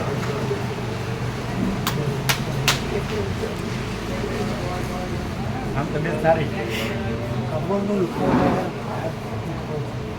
અને આ ગોવાપ્રભુ બે ગોઠણ બદલ્યા આ ગોવાપ્રભુ બે ગોઠણ બદલ્યા અમારા રમણ પ્રભુને બદલાયા બરાબર છે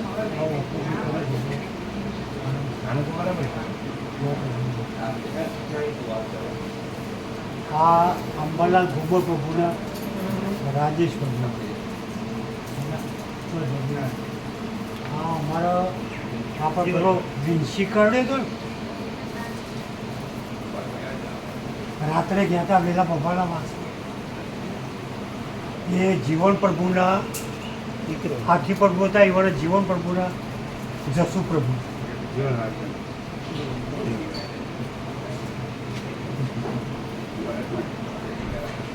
છેતાલીસ સાલ પહેલે રાત્રે ઋષિ કાઢી તો આપણે આખીમાં ઉતારતા હતા તો બધું કોણ લઈ જાય પછી પછી હસતા હતા કહેતા હતા કે તમને તો હસવું આવશે હા. હું આવું બધું કરું તો તમને હસવું આવશે એવું કહેતા હતા. સરળ બધા સરળ ગામડાના ખેડૂતો હા અમારે કમલેશ પ્રભુના જીગર રમા પ્રભુના બોણો થયા તમે જે આવે ને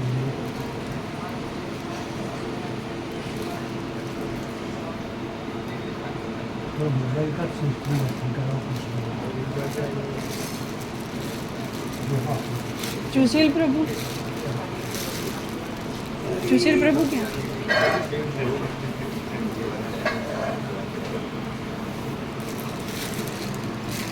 सबसे पहले जय प्रभु इन्होंने कहा नाम नहीं है हमारा जैसे प्रभु ने ना जय सियाराम बोलते हैं हर हर महादेव बोलता है जय प्रभु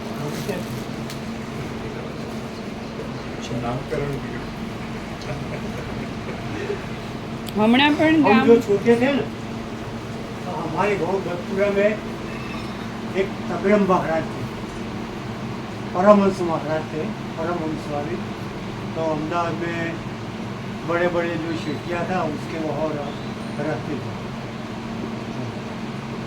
तो कस्तूरबालाल भाई ना हमारे जो शिष्या था હમણાં જ ગામમાં કીધું હતું ને કે અમે સ્વામીજીને પરમાત્મા જાણીએ છીએ तो गाँव में एकाध બે જ્યારે દિવસ પ્રભુ ત્યાં ક્યારે આવો કીધું? ત્યાં ને આખા ગામમાં ફરવાનું સત્સંગ કરવાનો નાના છોકરા હોય તો એક લાકડી રાખો જેડો દંડન છોકરો પાછળ ખેંચ્યું આ છોકરાને લઈને જોઈ છે 2-3 દિવસ આવે બધા મોબાઈલ જતા નાનો છોકરો હોય તો એમના ખભે બેહાડી બધા પડતા એક લંબોટ પાડતા હાથમાં કમંડા તો પહેલા ગામડામાં જે પેલી ભેંસો દોવાની ને ગામમાં વહેલા નીકળ્યો બહેનો ભેંસો દોતી હોય તો નીકળ્યો એમની જોડે કમંડમાં પેલા કોઈ બોગેલ લઈ લી ખાટી સાય કોઈ લવ અંદર છે એમ પૂછ્યું પાછું નામ સ્વામીજી જે તે દિવસ તો લઈ લીધું ગોપો ફળ્યો બધા દૂધ પીવું પડતા એમનો સંગ્રમમાં હાથ પાડ્યો બહેનોનો ઉત્સવ હોય અને ગરબા ગાતી હોય બહેનો તો સોનાનો ઘરેણો બધા બહેનો પાસેથી લઈને પહેરતી અને બધું બહેનોના જોડે હોય તો સ્વામીજી હતા એટલે નર્મદા કિનારે રહેતા અને એમનું તગડમ મહારાજ કહેતા બધા અને જય પ્રભુ કહેતા એમનું તો આ સ્વામીજીના દર્શન અમે કરે એટલે બાપી અમે આવા જય પ્રભુ હતા અમારા એટલે જય પ્રભુ નવા એ જ જય પ્રભુ છે અમારા ચિત્રાકાશનું નામકરણ કરી શકે અને અમે જય પ્રભુ શબ્દ એ દિવસે સ્વામીજી જય પ્રભુથી સંબોધન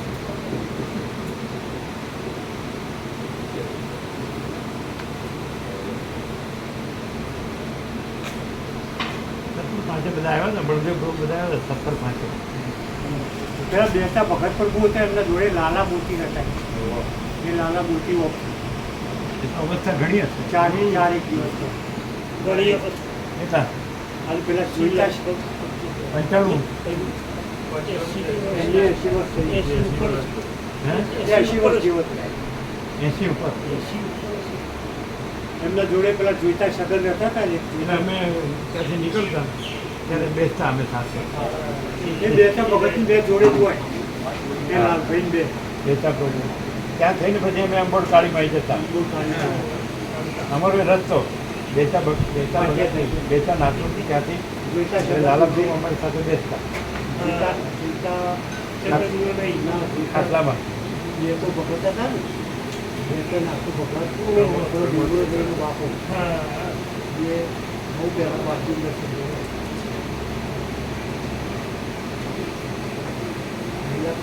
બેચા પ્રભુ પછી એમ કે અહીંયા આજે અહીં પ્રસાદ છે બેચા પ્રભુ કે સમજ્યા માતા બેચા પ્રભુ કે અહીં પ્રસાદ જો આજે એટલે કોમ મળી કે શું બનાવું એટલે બધું બાજરી રોટલો ને કઢી એટલે કે શીરો બનાવો એટલે બેચા પ્રભુ કે શીરો બનાવવા દો તમે બાજરી રોટલો ને કઢી લેજો હું શીરો લઈ એવું હું કરે તમારો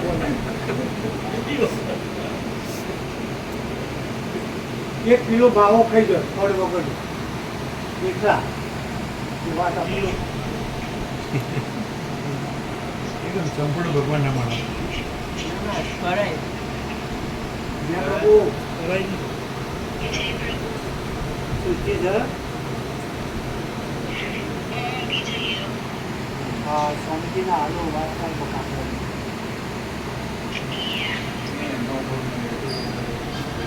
શ્રી ગુરુ છે જય પ્રભુ ઓમ ઓમ ઓમ જય પ્રભુ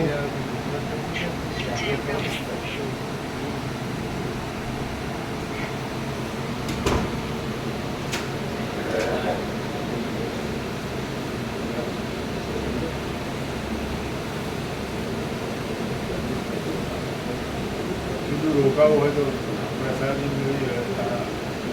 રોકાવું છે કે નીકળવું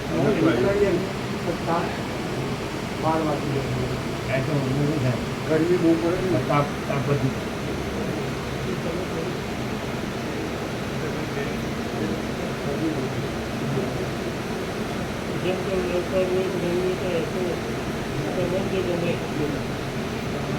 તાપ થઈ જાય ગરમીથી અત્યારે શીતળતા છે અત્યારે નીકળી જાવ તો વાંધો નહીં અત્યારે ઠંડક સાથે 11-12 વાગે સુધી ઠંડી અમારા અભિપ્રાય કીધું લઈ ગયા આ છોકરાઓને દર્શન કરવાના સારું આ બધા ઉકેલી એટલે બીજું તરીકે આવ્યા તમે ફરી તમે આવ્યો છો નહીં વિડીયો કોલ કરો બળદેવ પ્રભુ બધા હતા તમે આવ્યો 17 તમે પાછળ આવ્યા અંબાડા પ્રભુ આવ્યા હા અમૃત પ્રભુ આવ્યો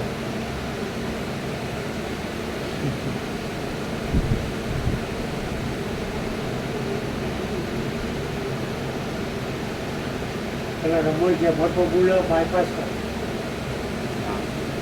એટલે એકાએક થતું ઓપરેશન થઈ ગયું આપણે જે પ્રભુ કરાયા હતા ભગવાનપુર હતા એટલે કોણમાં કોણમાં જય પ્રભુ કરે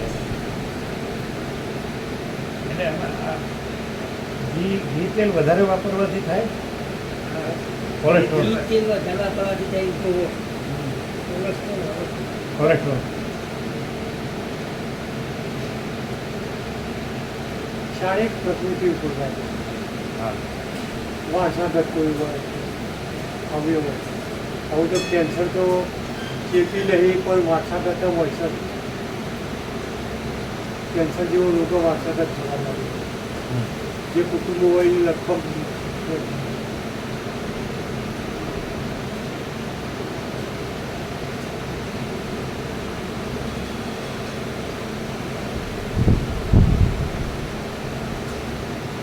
એક દિવસ પ્રસાદ લેવા આવો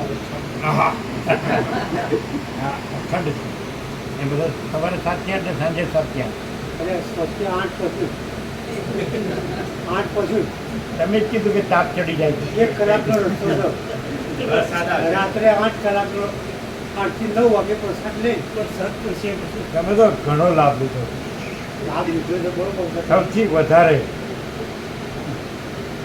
પણ લાભ લેવાનો ઘરે લઈએ પાછળ હાલે નજીક તમારે નજીક છે અહીંયા તો નજીક છે હા બસ નજીક નજીક નજીક અમારા જેવા સવારે તો 7 ત્યાં ને સાંજે 7 ત્યાં અહીંયા 1 કલાક સવારે 7 ત્યાં ને સાંજે 7 ત્યાં રોજ એ બધા આવે ને બધા અહીંયા આ સેન્ટર છે નજીક પડે હા નજીક તો ચલો હા બધાને આ સેન્ટર છે ને સેન્ટર હા તત્વબોધનો બધો જીવ ચોખાસો ઓછો છે પેલી હમણાં ના બોલો રોમાન આજે ખબર પડતી હતી કે નહીં ઉભા રહ્યો આજે સમજાતું હતું કે નહીં સમજાય નથી સમજાતું કે આ જાગ્રત છે અને જેમ સ્વપ્ન દેખાય છે પણ જાગ્રત છે ને સ્વપ્ન એવી રીતે ચૈતન્ય છે ને આ દેખાય છે પણ ચૈતન્ય છે ને આ નથી. સમજાય સમજાય આ નાશવંત છે એ અવિનાશી છે. આ મિથ્યા છે તમને ખબર પડે છે આ મિથ્યા છે નાશવંત છે એ સત્ય છે અવિનાશી છે. વૈજ્ઞાનિક રીતે પણ સમજાય. અમારા હમણાં મારા ઘરના સામે પેલા લીલા કોના પ્રભુ હતા એમનો છોકરો ભૂલી ગયો કે ભાગવત કથા કરાવી પર દિવસ સ્વામિનારાયણના રામસ્વામીજી હતું કે પોતપુરાની ઈશ્વરપુરા 5 દિવસ જમાડી પરમ જમાડવાનું 5 દિવસ સુધી કથા રાત્રે ભજન કીર્તન કથા એવું રાત્રે દિવસની તમારે પહેલેથી જ છે જમાડો જમવાનું હા એટલે જમવાનું હોય તો પછી આ બધું ચીજ છોટા જમવાનું હોય તો સ્પંદથી વપરાવો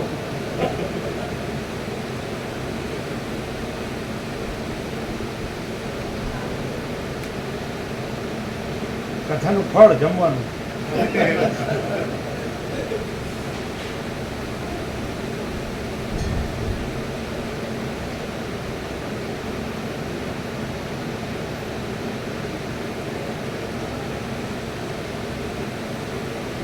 અમારા સ્વામીજીને 2 વખત 9 દિવસ કથાનું કાર્યક્રમ રાખ્યો.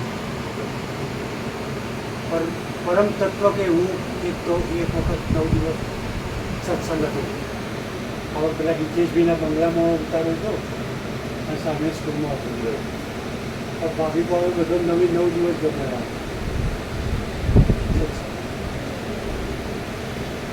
જમવા જમાડવાનું વધારે નહીં શીરા સ્પેશિયલ.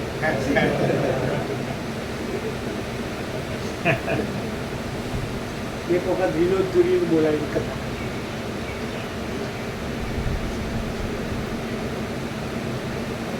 અમને ખ્યાલ આવે બરોબર હા ચોખ્ખો ચોખ્ખો તો ભેળસેળ. ના જરાય ભેળસેળ છે. વરસાદ આવે એટલે એક દિવસ આંબળ રાખવો છે.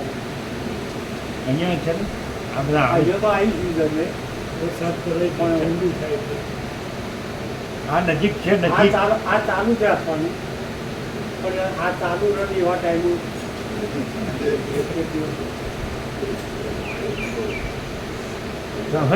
સૌથી વધારે લાભ તમે લીધો. નજીકનું જ છે. સૌથી વધુ લાભ તમે લીધો જ છે. આ લાભ લેવાનો જ છે. આ નજીક છે આવી જવાનું. લાભ લેવાનો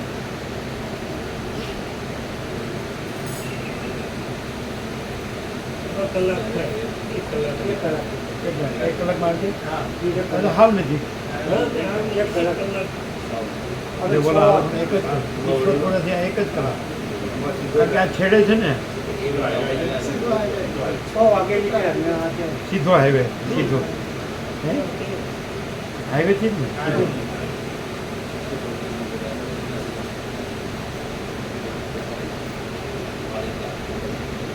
આ એકદમ સરળ હતો ત્યાં લગ્ન આવવા માટે.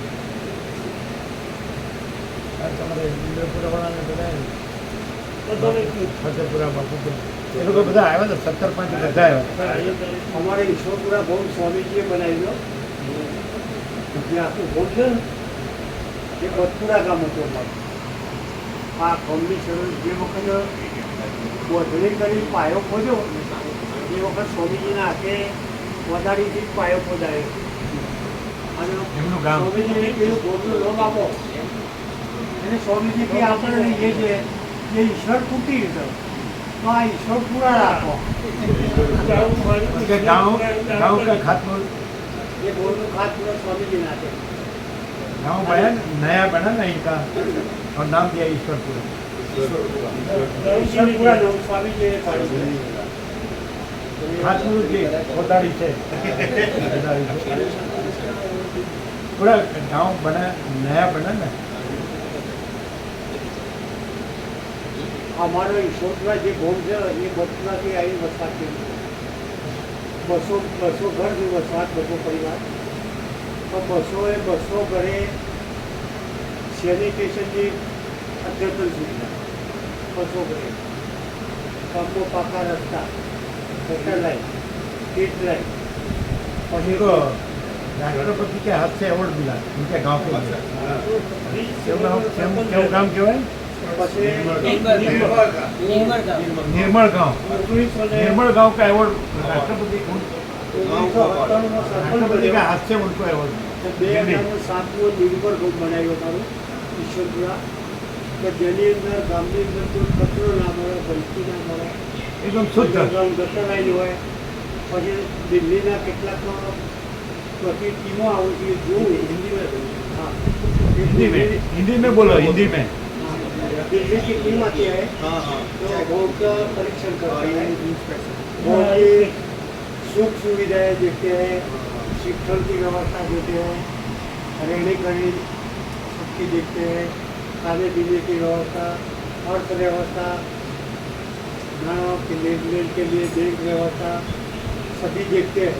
तो निर्मल गांव हमारे गाँव में उनको हिंदी में राष्ट्रपति के हाथ से अवार्ड गाँव में कुपोषण नहीं, स्त्री दर और पुरुष दर, जन्म दर सरखा लेवल समान, પછી મૃત્યુ દર કમ, પીને કા પાણી મિનરલ વોટર સરખું, સુખ સુવિધામાં ગામે લીમડા અને એવા બધા વૃક્ષો, नीम के पेड़,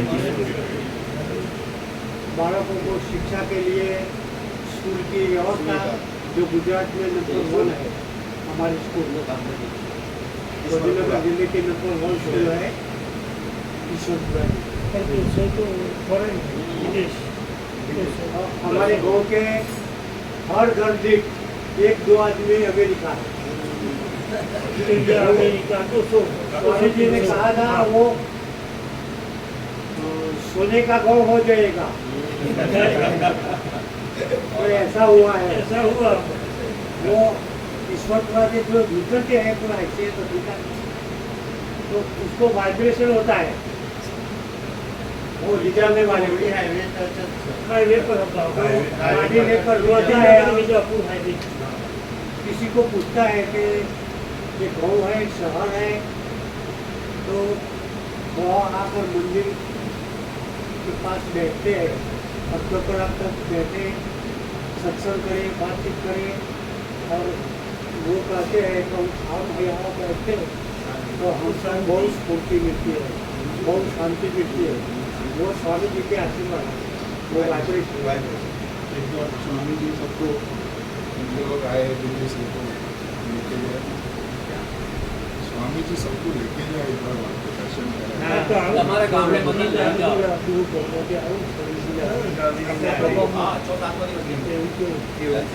ना ना ये स्वामी जी आपका लाभ करें। ये सुनो